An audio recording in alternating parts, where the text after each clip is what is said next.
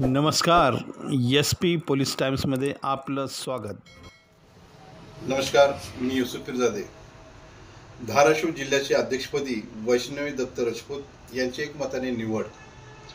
सोलापूर सर्वच पक्ष दिल्ली, मुंबई, हैदराबाद, चेन्नई, कलकत्ता अशा मुख्य शहरातून आपल्या पक्षाचे कामकाज करत आहेत.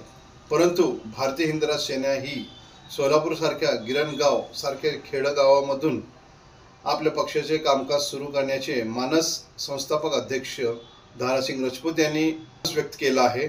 या सर्वांच्या अनुमतीने धाराशिव जिल्हा अध्यक्षपदी वैष्णवी दत्त राजपूत यांची निवड करण्यात आली आहे.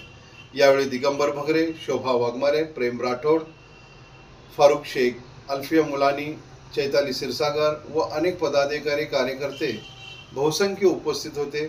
धन्यवाद.